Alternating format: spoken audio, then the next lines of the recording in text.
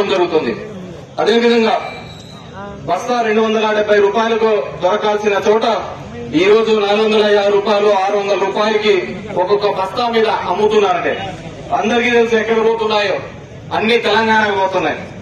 అక్కడెక్కడైతే పంట ఎక్కువగా పండించినారో అక్కడ యూరియా కొడుతుందని తెలుస్తున్నారో ఈ నుంచి ఆ బ్లాక్ మార్కెట్ లో డబ్బులు పోయే ఈ ఎరువులు పోయే పరిస్థితి మనం అంతా చూస్తున్నాం. అదేవిధంగా గతంలో కంటే ఎక్కువగా ఇచ్చినామని చెప్తున్న ఈ ప్రభుత్వం గతంలో కంటే ఇప్పుడు సాగు తగ్గినా గానీ ఎందుకు ఈ విధంగా ఎప్పుడూ లేని విధంగా ఉంది అని చెప్పి అడుగుతున్నాను.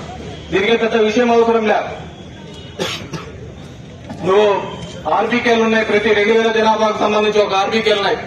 రైతులు వచ్చి ఎంత కావాలని డిమాండ్ అని బుక్ చేసుకుంటే అక్కడే విషయం తెలిసిపోతుంది ఎంత రైతులకు ఎంత అవసరం పడుతుంది, ఎంత యూరియా కావాలని.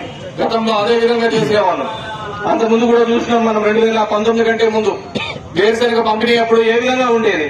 మార్కెట్ యార్డ్ లో వచ్చి ఇట్లాగే చెప్పులన్నీ పెట్టేసి తెల్లారి 3 గంటలకు వచ్చి ఎదురు చూసేవాళ్ళు.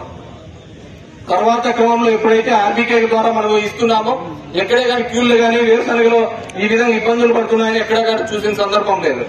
ఎందుకంటే ఒక ఆలోచన విధానం ఉండాలి, రైతాంగానికి మేలు చేయాలని ఒక ఆలోచన విధానం ఉండాలి. కానీ ఈ ప్రభుత్వం అలాంటివి ఏవే కానీ చేయకుండా ఎంత అవసరమవుతుందనేది కంప్లీట్ గా వ్యవసాయాన్ని పూర్తిగా నిర్లక్ష్యం చేసి వీళ్ళ సోకులకు వీళ్ళు ఇచ్చే స్టేట్మెంట్ మనం చూస్తూనే ఉన్నాం. ఈ 2 ఏళ్లలో వరి ఏ విధంగా గిట్టుబాటు ధర లేకుండా పోయింది.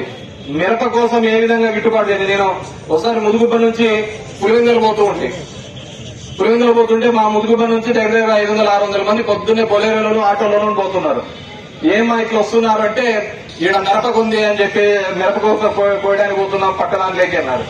సరే అని చెప్పి అమరపల్లి దగ్గర అడిగినా, అక్కడున్న రైతులను అడిగినా ఏమైనా మిరప ఎంత ఉపయోగపోతుందంటే గతంలో 53 కేజీలు ఒక మూటకి 53 కేజీలు వాళ్ళు లెక్కేస్తారట. 53 కేజీలు లెక్కేసేది గతంలో 5,000, 6,000 ఉండేది. ఇప్పుడు కేవలం 693 రూపాయలు 700 రూపాయలతో పోతుంది అని చెప్పి ప్రతి చోట కూడా ఈరోజు వరి, మిరప, పత్తి, జొన్న, కందులు, మినుములు, కసలు, మొక్కజొన్న, సజ్జలు, రాగులు, అరటి, చీని, పొగాకు, ఉల్లి ఏ దానికైనా చూడండి. ఈరోజు ఉల్లి చూసినాం ఏ విధంగా కర్నూలులో జరుగుతోంది. మొత్తం అంతా ఉల్లి రైతులు ఏ విధంగా రోడ్డు మీద వచ్చి పడ్డం చూడడం చూసినాం, రోడ్డు మీదకి రావడం చూసినాం. ఈ విధంగా గతంలో కూడా 2019లో కూడా ఇదే విధంగా ఉల్లి రైతులకు ఇబ్బంది వచ్చిండే. మహారాష్ట్ర అక్కడంతా విపరీతమైన వర్షాలు పడ్డము, ఆ ఉల్లికంతా సమస్య రావడం, కర్నూలు జిల్లాలంతా రావడం చూస్తే ఆ రోజు దగ్గర 9,025 టన్నుల ఉల్లిని ప్రభుత్వమే కొనుగోలు చేసింది. ఏ రోజైనా ఇన్నాళ్ళు మనం వేరుశనగ పండించినాము, ఏ రోజైనా మన ప్రభుత్వంలో రేట్ తక్కువ ఉందని బాధపడిన సందర్భం ఉందా? ఎప్పుడు నార్పల్కి పోతా అంటే 3,000 ఉంది, 3,800 ఉంది, 6,000 ఉంది, ఇదే చెప్తుండే వాళ్ళు. ఈ రోజు చూడుకోండి, ఎప్పుడైతే తక్కువ వచ్చిందో ప్రభుత్వం మార్కెట్ ఇంటర్వెన్షన్ చేసేది, ప్రభుత్వం మధ్యలో వచ్చేది మేము కొంటామనేది. మనం కొంటామనేది కదా వ్యాపారస్తులంతా కూడా మళ్ళీ అదే రేటుకు రావాలి కదా అని మళ్ళీ వాళ్ళే పెంచేవాళ్ళు. ఈ రోజు వాటి గురించి మాట్లాడిచ్చే వాళ్లే లేరు, ధరల స్థిరీకరణ గురించి ఆలోచించే వాళ్లే ఈ రోజు కరువైన పరిస్థితి. అదేవిధంగా మనం 13,000 ఇచ్చేవాళ్ళం, ఈయన వచ్చి 20,000 ఇస్తానని చెప్పారు.